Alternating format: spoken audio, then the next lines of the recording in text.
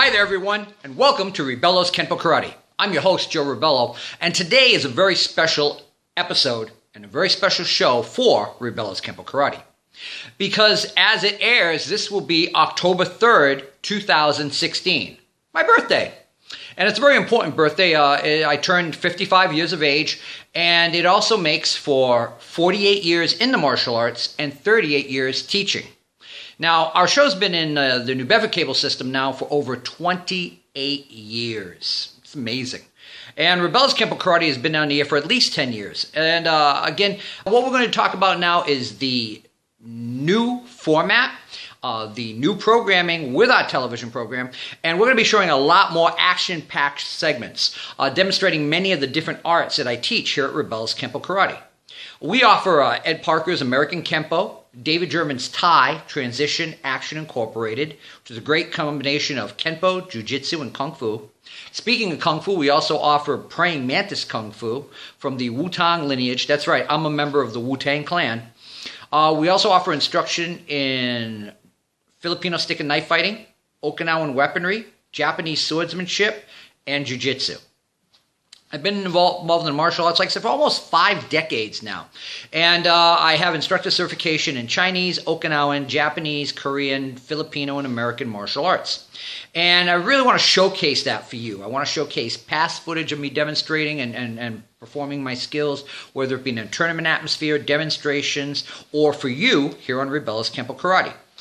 We also want to get your input, whether you're watching our show through your local cable system, YouTube, or Facebook. I want you to enjoy and appreciate what we offer you as a martial arts studio. I hope you have some fun with our episodes, and I hope you've enjoyed our shows in the past, and I hope you're looking forward to seeing more of our wonderful programs here in the future.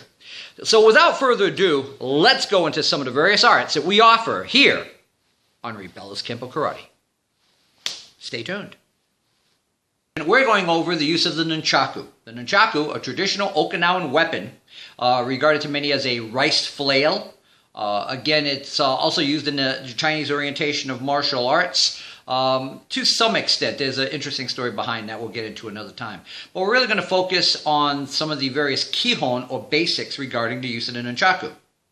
Now, first of all, we're going to focus on the traditional types of Okinawan Nunchaku.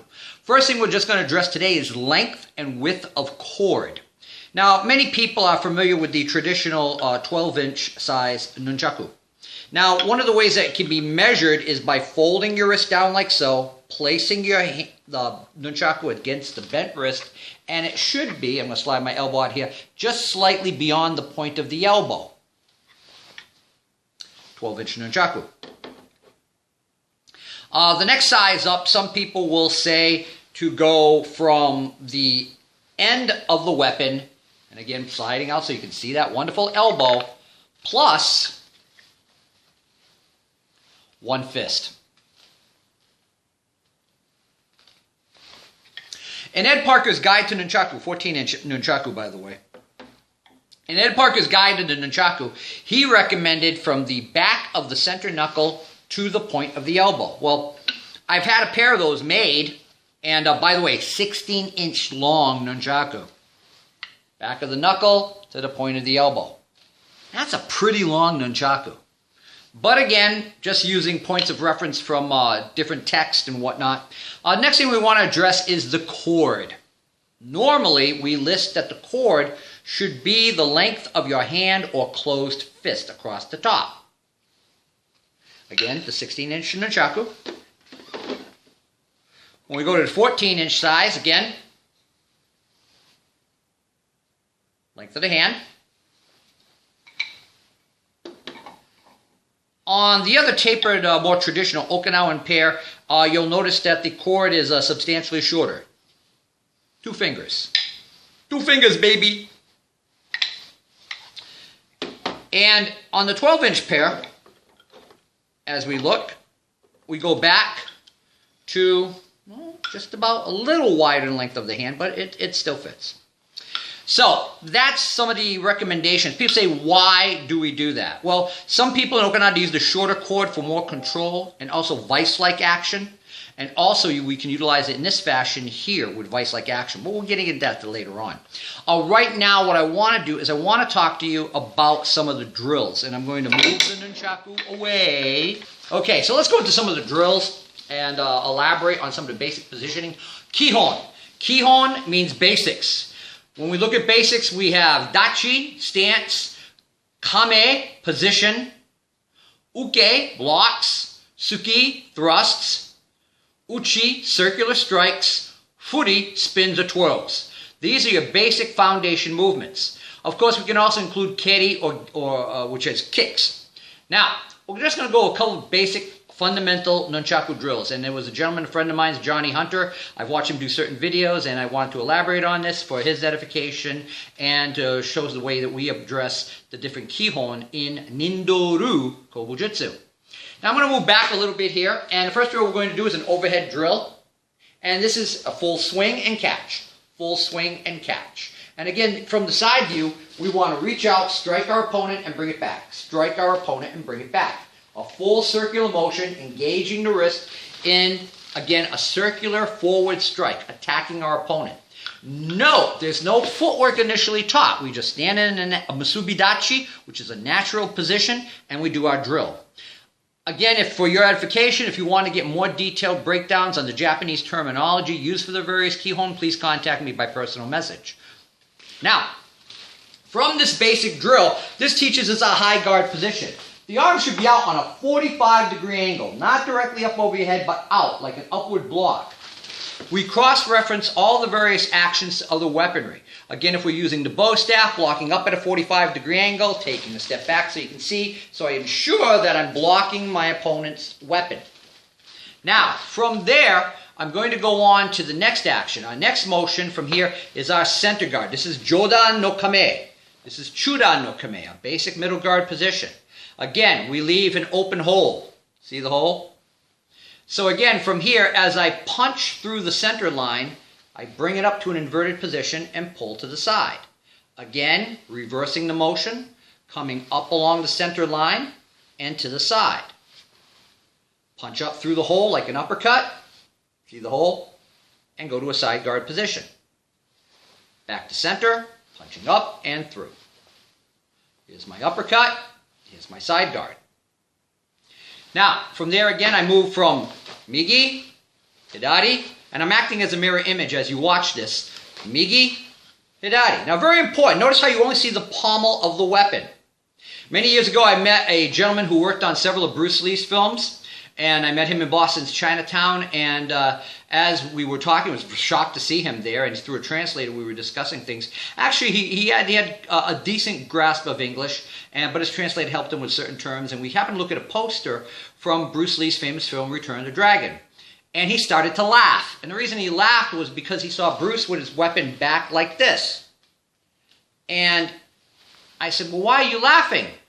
He said, we couldn't see. And it kind of lost something in translation. And then he elaborated on the fact that when Bruce pointed it like so in the film, as you can see, except for the pommel of the weapon, you can't see it. And that's purposeful in relationship to practical self-defense and the use of the nunchaku. I don't want you to see the weapon. I don't want you to see how long the weapon is. However, for film, they had to show it. So he lifted it back so they could see the length of the weapon. A common mistake that's made many times based on something that had to be done for film. Now in that case, we know what we're doing here. So from a side view, as I go to the side, I punch through the center line. Here's my side view, 90-degree angle. See the hole? So right here on the side. I can also bring it down to this point and come back to center line. Punching to the side, again you can see the length of the weapon and the 90-degree angle of the L. And back to center line. And we can alternate from side to side. Again, point the weapon at your opponent. There must be a sense of imminent danger in relationship to, it's not polite to point, you bet it's not. Now, our next action from there, I'm going to take a step back here, is we're going to, from this position, we're going to move from our center point here, just from our center point, side guard, and then we're going to bring it to the opposite side, coming underneath, around to the side. Now again, you want to make sure that your hand is posted right below your elbow. Peekaboo. right here. Now just imagine someone punched from here and I locked and trapped them from here and brought it back down. Same thing goes from here. If I go to side position, I trap my opponent's arm and bring him back. Now, from here, I go to right side guard, and I go left, right. And I'm going to shuffle back just a little bit more. Right, left, right, left. I'm confusing you because I'm not doing the mirror image anymore, right? This is your right side. This is my left side. Ich, ni, san, shi, go, roku, shichi, hachi, ku, ju. Now, you could do each side and count that as a single number as well. But just to give you a brief idea into the nature of the weapon. Again, from this position, I'm coming underneath. My opponent might expect an overhead strike, which we'll get into momentarily. But right now, I'm on that 90-degree angle, and I come from underneath and bring it to the opposite side. Now, could I bring it over the top here, bring it around and catch it, and bring it down from here? Now this is a fairly short nunchaku, so it's a little more difficult to do that action. Let's show that again as a treat, shall we? Side guard. Over the top, around, catch, and down.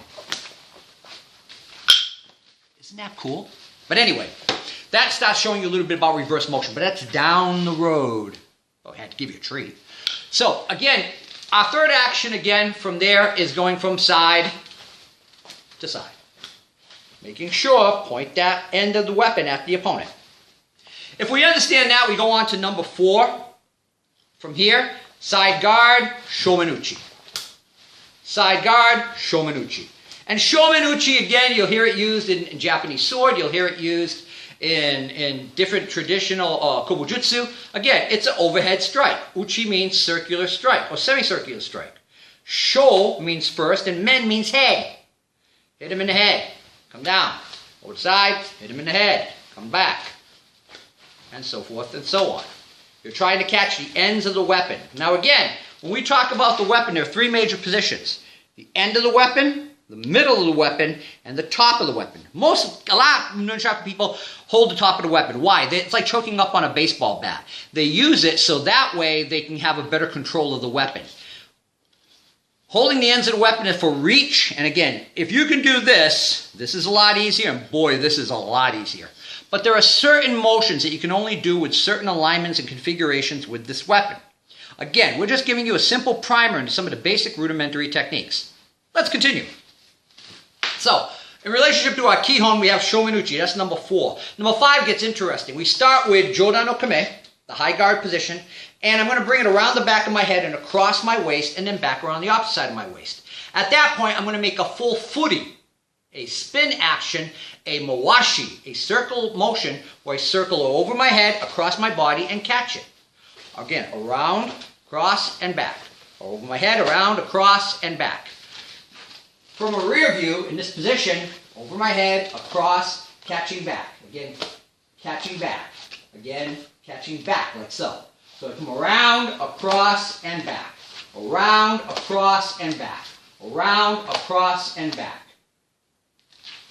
Get it? Now, if we understand number 5, now we're going to go on to 6. Now, I have a joke about 6. 6 is 6. What do I mean? It's mawashi from the side. Yoko. Make a circle, up. Opposite side, make a circle, up. You may look at me and say, well, I can't see the other side, Mr. Rebelo. Not clearly. I'll do it to the front so you get the basic idea. We're adding a mawashi, a circle. This is our basic foundation. Later on, you'll learn many of the different Kihon basics that we will add circles to elaborate them.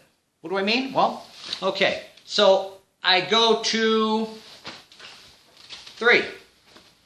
Well, what if I have a circle? What if I had 2 circles?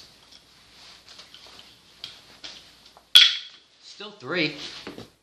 We're just adding on mawashi, a circle. Most people are familiar with mawashi through mawashi geri, a roundhouse kick, or mawashi uchi, a roundhouse strike. People say punch. If you hit with the front of your 2 knuckles, yes, but it's not a tsuki, it's not a thrust, right? It's a circular motion. Back to work. So, again, we talk about 6. So again, we go from our center position, chudan, side guard, imminent danger, point to pommel, make a downward circle, and then pull it straight back up. Again, we've already learned that reverse motion from number 4 with our shomenuchi. If it goes, what goes down must go up. We go to the opposite side. Again, mawashi and back. So, side, ich, ge, sang, shi, go, roku, shichi, hachi, ku, ju. And that's number 6. Now, 7 is interesting. We have a joke. We say 7 is 7. 7 is a whole bunch of 7s. Well, what do you mean? Well, 7 is, or, depending which way you're looking at it, huh? The key ingredient is the fact that 7 basically is a deviation, a slight angular deviation on a right angle. So, from here, I go to my side guard, that's a 7. Underarm catch, that's a 7. Strike and catch, that's a 7. Go back, that's a 7. Don't get it? Fine. Slanted, 7. We'll do a right angle. Under the armpit catch. Okay, 90-degree angle. Variation on what? 7. I strike and catch, pulling it on, and this is like a bow and arrow. Pull the bow, fire the arrow, catch. That's back to a 7. Back to side guard. Hey, I angle it. Hey, it's that 7 again. But we won't. 90-degree angle. Peekaboo. So, again, catch, strike, catch, side guard. Opposite side, underarm catch, strike, catch, side guard. Side guard, underarm catch, strike, catch, side guard. From in front, underarm catch, strike, catch, side guard. Side guard, underarm catch, strike, catch, side guard. Side guard, again, point. Underarm catch, strike, catch, side guard. Side guard, underarm catch, strike, catch, side guard. Catch. Strike, catch. Side guard. That's 7. Hey, let's go on to 8. We have another joke. Why was 6 mad at 7? Because 7, 8, 9. Our number 8 is that. It's a hupple. It's a figure 8. 8 is 8. So, again, middle guard position, side guard. There's my 7. Here's my 8. And I bring it back up. Here's my 8. There's 9. Side guard. 7, 8, 9. Catch. 7, 8, 9. Catch. 7, 8, 9. Catch. 7, underarm? No. 7's here.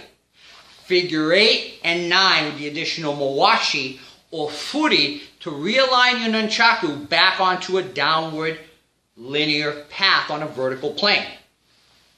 Side guard. Now, again, people always go, well, I missed the catch. If you hang it properly at a 90-degree angle, just grab it. That's all you got to do. That's 8. Okay, I'm going to give you 2 more and let you go. 9, 10? Of course.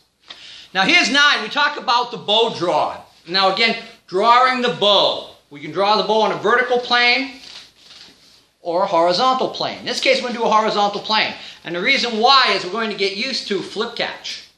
Flip catch. Flip catch. From a side view, again, flip and catch. Flip catch. You're bringing the weapon inward. It's the front hand that does all the work, not the back hand. Catch. I circle inward, catch. I circle inward, catch. I circle inward, catch. I do it the other side. Circle inward, catch. Circle inward, catch. So again, if I'm here, I am at 1, 2, 3, 4. Oh, I'm sorry, remember Japanese? Okay. Ich, ni, san, shi, go, roku, shichi, hachi, ku, ju. Man, it really beats up your hands. Other side. And ich, ni, san, shi, go, roku, shichi, hachi, ku, ju. Very good. Now, let's go on to our last one for now, 10. If I can go up, I can go down. If I can go clockwise, I can go counterclockwise. If I can go forward, I can move in reverse. So here, I come up, I go down, slap, and come back up. What you say? I come up, I slap down. Now again, if you do Kenpo, you might be familiar with the push down block. So again, I'm here, I come up, I come down, I come up. I come up, I come down, I come up. Hey, let's move closer for side view, shall we? And move back a little bit. So again, I come up, I come down, I come up. Again, this is the weapon that's doing all the work. This is the hand that's doing all the work. Forward, upward, or downward. So when I'm here, I pull the bow. There has to be tension here. Up, down, slap, catch. Up, down, catch. So if I'm here, I start with my right side and I go up, down, catch. Ich, up, down, catch. Ni, up, down, catch. San, up, down, catch. Shi, up, down, catch. Go, up, down, catch. Roku, up, down, catch. Shichi, up, down, catch. Hachi, up, down, catch. Ku, up, down, catch. Ju, opposite side. Here we go. Up, down, catch. Ich, up, down, catch. Ni, up, down, catch. San, up, down, catch. Shi, up, down, catch. Go, up, down, catch. Roku, up, down, catch. Shichi, up, down, catch. Hachi, up, down, catch. Ku, up, down, catch. And Ju. Go. So, that gives us 1 through 10. I would never go so far as to show you 11. Nah, sure I will.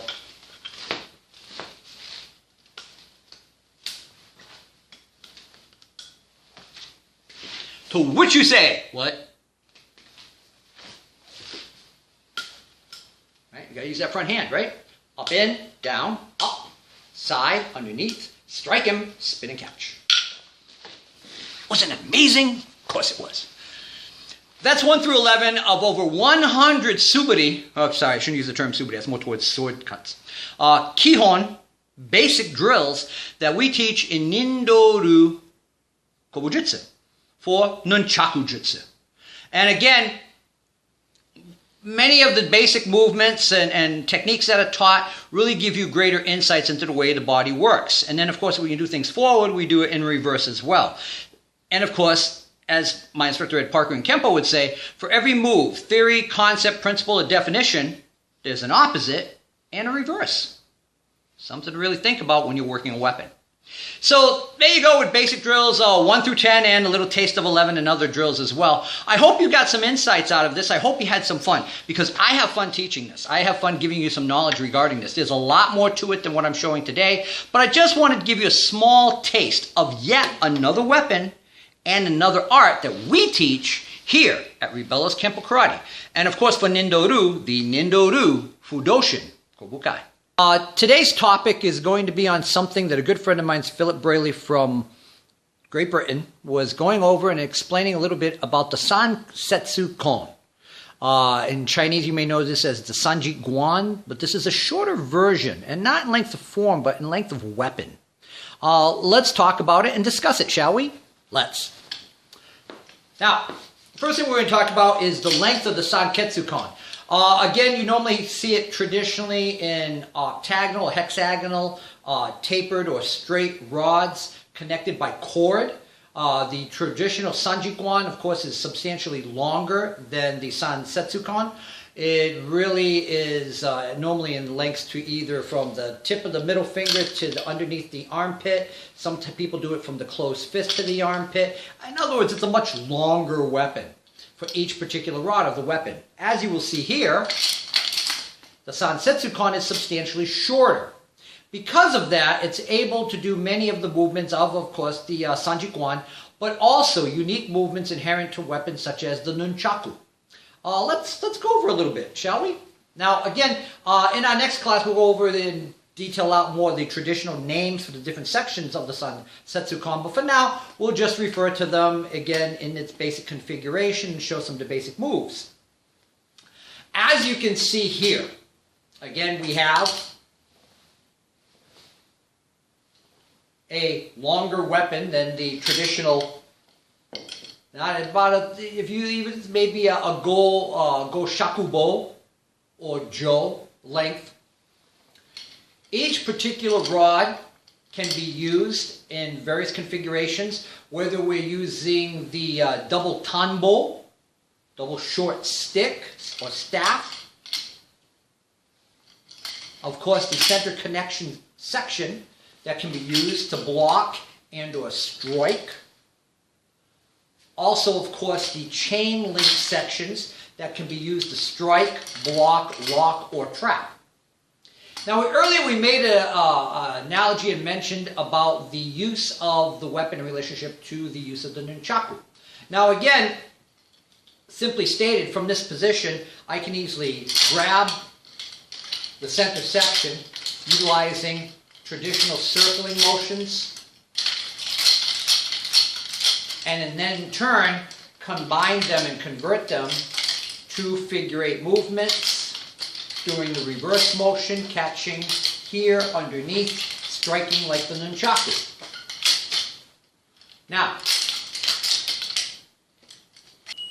Now that's just an introduction of a couple of the basic movements, just a little taste, as it were, just a little idea that you can play with.